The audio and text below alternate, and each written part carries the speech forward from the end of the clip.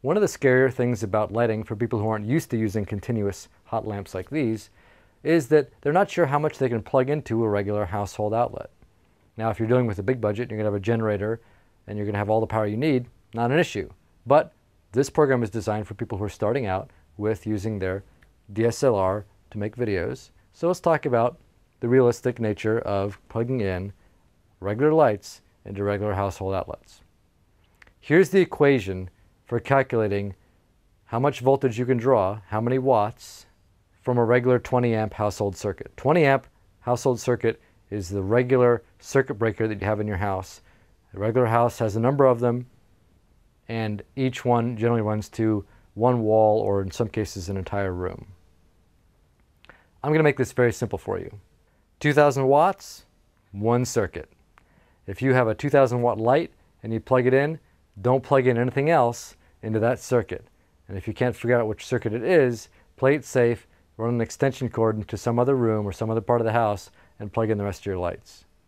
If you have a 600 watt light, a 500 watt light, a 200 watt light, and a 300 watt light, you're probably okay, as long as it adds up to 2,000 watts or less. And certain kind of lights, such as HMIs, which I'm not going to go into in this class, draw more power when you first turn them on than they do when they're running, so you have to be extra careful with those.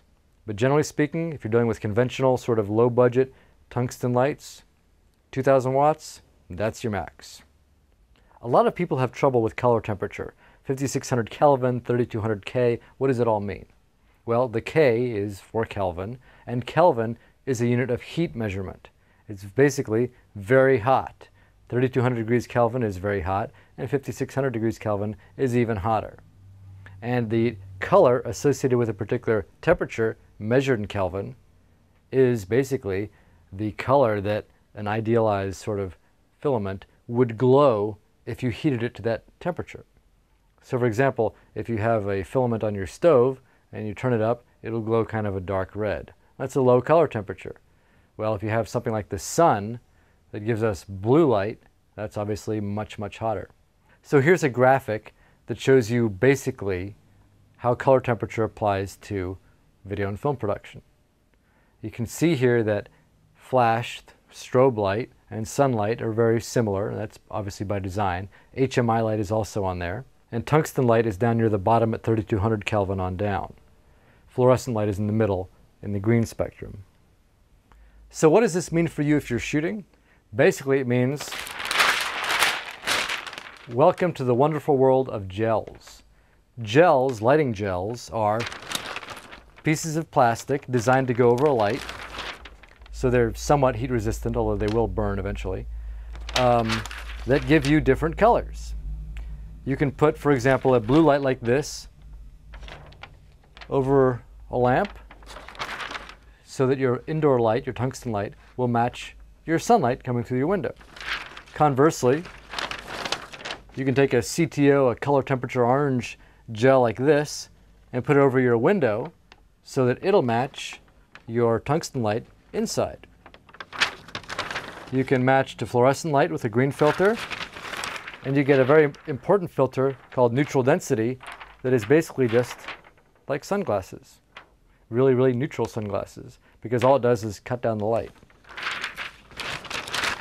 There are also other kinds of gels. For example, back here,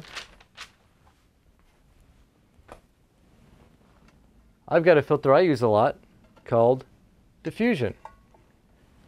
And yes, these are regular, common, ordinary household clothespins. Clothespins are great for holding on gels, but you have to get the wooden ones, not the plastic ones. The plastic ones melt and smell really bad. Now, gels come either in squares like this, or more economically in bulk, in big rolls like this.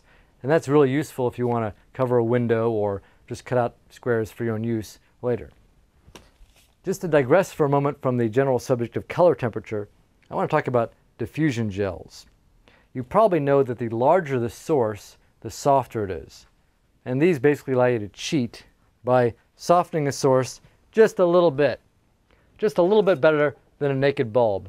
Because most of these inexpensive lamps like this, and I'm going to go over these lamps in a moment, don't have any kind of lens over the bulb. They're just basically a naked bulb.